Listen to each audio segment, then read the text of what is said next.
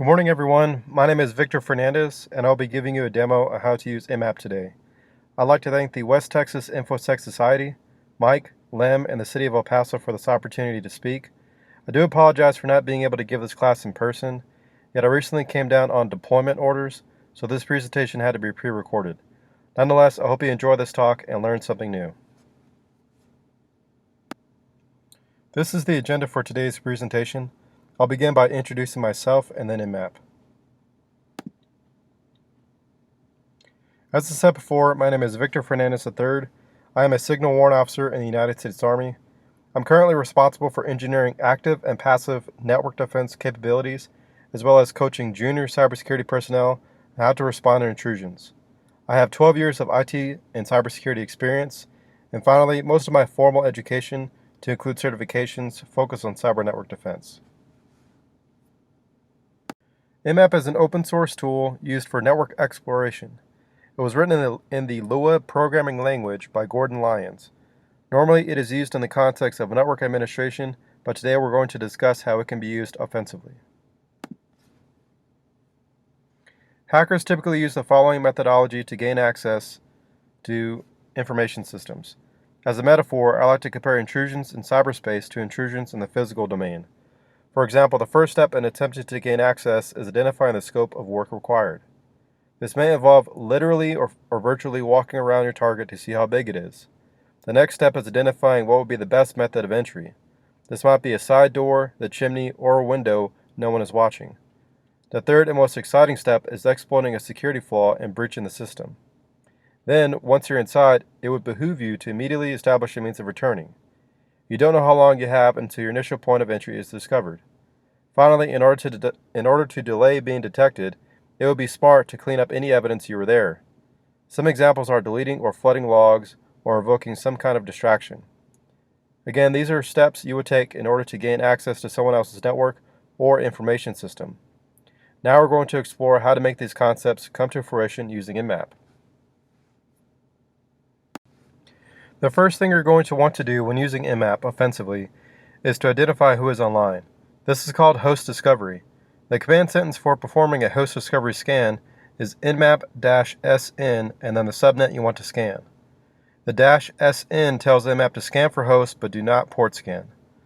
Normally Nmap does a host discovery scan and then immediately scans the ports of any discovered hosts. We want to be methodical in selecting what kind of traffic we put on the wire in an effort to remain undetected. The more verbose we are, the more likely the target's blue team or network defender will be able to recognize and respond to us. Now, it is important to note Nmap sends different kinds of packets depending on if you're scanning your local subnet or a remote network beyond your default gateway or closest router. If you're scanning locally, Nmap will send ARP packets to discover hosts, broadcasting to everyone on the subnet you're interested in and finding out who is online. If you're scanning remotely, Nmap will send these 4 packets in order to gain an accurate assessment of who is out there. It does this because depending on the target, one or more of these packets will fail to reach its destination or generate a response. Here's a demonstration. So for this particular demonstration, these are the commands you're going to type.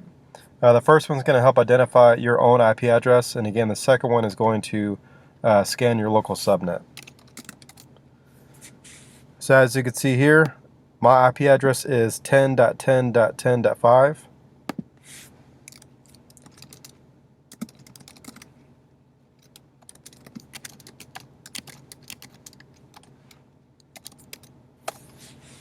Now I'm scanning my local subnet, and again this is sending ARP packets to identify any hosts that are online at the moment.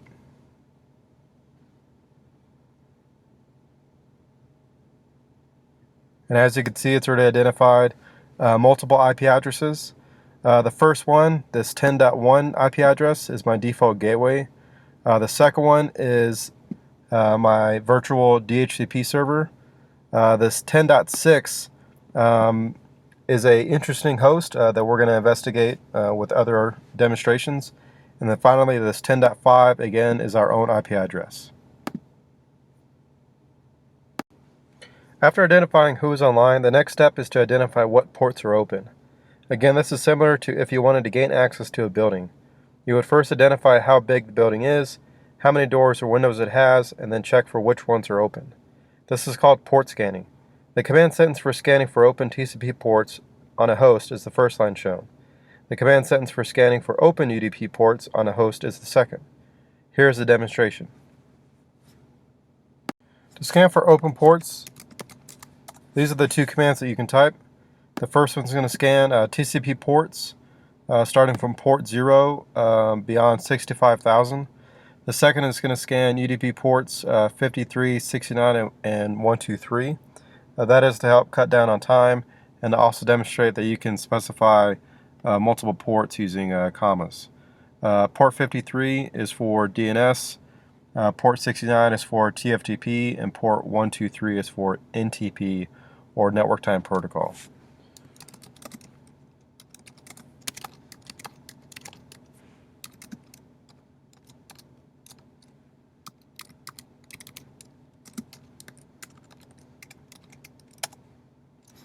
So again, now we're scanning for open TCP ports.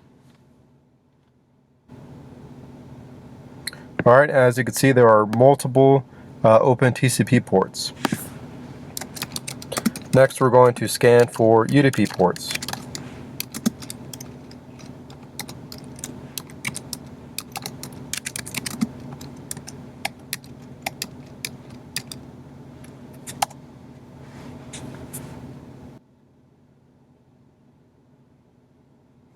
And as you can see, two of them appear to be open, but the host that we're interested in or that we are interrogating is not open on port 123. Once you know who is online and what ports they have open, the next step is to find out what software versions they're running. This can be done by probing the open ports with specially crafted packets. This is called version scanning. The command sentence to version scan with Nmap is nmap-s V and the IP address of the host you want to interrogate. The primary reason why a hacker might be interested in service versions is to find instances of vulnerable software. In contrast, network defenders would do version scanning in order to keep tabs on what devices need immediate patching and/or additional protection. Here's a demonstration. In order to do a version scan, this is the command that you would type.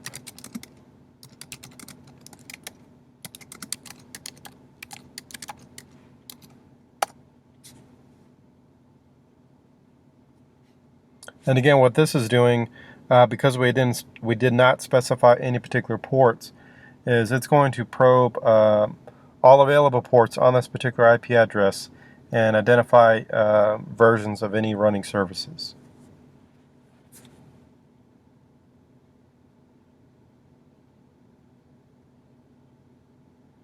And as you can see, some of the Nmap scan results identified a particular FTP version. It also identified a mail server of a particular version called Postfix. Identified the Apache web server version 228. Another FTP server running on a different port with a version of 131. And then more instances of Apache servers of different versions. Another technique for finding instances of vulnerable software is to identify what operating system or OS they're running. This is also done by sending a specific sequence of special packets. Several characteristics of generated responses are then analyzed and referenced. For example, if a computer replies to a probe with a TCP window size of 5,840 bits, Nmap will suggest the target is running Linux kernels 2.4 or 2.6. This is called OS fingerprinting. The command for it is nmap-O and the IP address of the host you want to target. It is important to note that Nmap's assumptions will vary depending on when or how many times you scan. Again, Nmap is running an analysis and characteristics influenced by the quality of the network at that time. For instance, if you scan on Monday morning at 9 o'clock and then again on Thursday during lunch hours, the metrics between the two may differ, causing Nmap to give you different results. Here's a demonstration. Just like with version scanning, this is pretty much all you need to do a OS fingerprint scan.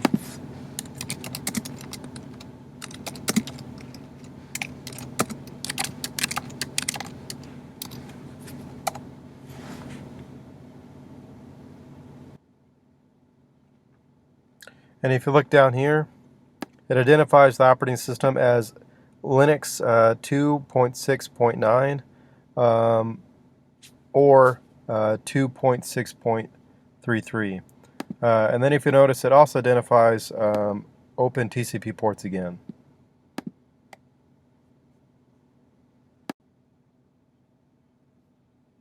To help automate activities like finding vulnerable software, Nmap now ships with the Nmap scripting engine. The Nmap scripting engine, or NSE, allows users to write their own Nmap scripts. Pre-generated scripts ship in categories called modules. For example, to scan for known vulnerabilities, use the command nmap-script vuln followed by the IP address you want to evaluate. The vuln argument of our command input represents a module or local folder of scripts developed to find specific vulnerabilities. For our demo today, we are most interested in vulnerabilities that will give root level or super user access if exploited. Here's a demonstration. To perform a vulnerability scan, this is the command you're going to type.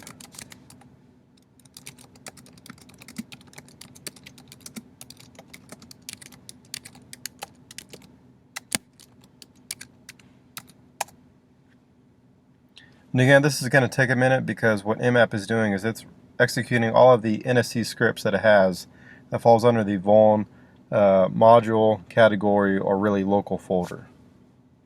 If you want to check on the current progress, you can hit any keyboard button, and it'll show you the current percentage and the estimated time of completion. As you can see here, our vulnerability scan took quite a while. Some of the scripts failed. Some of them identified that the host was not vulnerable, and then other scripts identified that the host was vulnerable. So I've used the word exploit a few times already today. An exploit is just the vehicle used to breach a system and deliver a payload. A payload, on the other hand, is whatever evil an attacker wants to happen. For example, if you broke into a building using a crowbar in order to steal something, the crowbar is your exploit while you robbing the place is the payload. To demonstrate how this can be done using Nmap, let's take a look at an instance of an FTP vulnerability we found on our target. In order to exploit the FTP vulnerability that we found on our target, these are the commands we have to type. The first is going to give us more information about the script that we want to use. The second is going to be our payload. And the third is going to tell Nmap to use that script and that payload against this particular IP address at port 21. Finally, if everything is successful, we're going to attempt to SSH into that box. So to make things easy, I'm going to copy and paste the first command sentence. And as you can see here, it says that it tests for the presence of the VS-FTPD backdoor reported back in 2011. The script attempts to exploit the backdoor using the innocuous ID command. But again, we're going to replace that with our payload.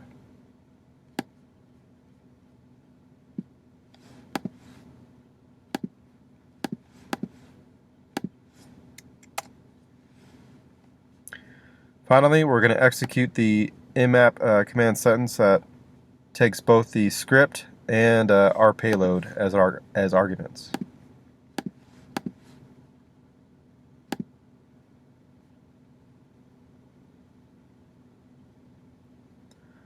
As you can see here, we were successful.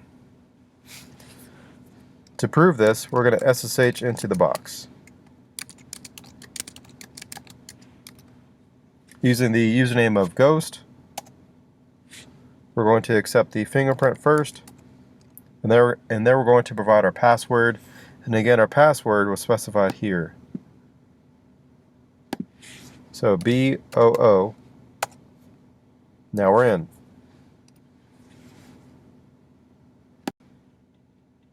This concludes my presentation. I hope you're able to get a better understanding of Nmap and how to use it. If you have any follow-up questions or comments, feel free to send me a message on Twitter or LinkedIn. For anyone interested in some of the projects I'm working on, I regularly post content to my blog and GitHub. Thanks again to West Texas INFOSEC Society for the opportunity to speak. The following slide is intended to provide a check on learning and facilitate additional discussion.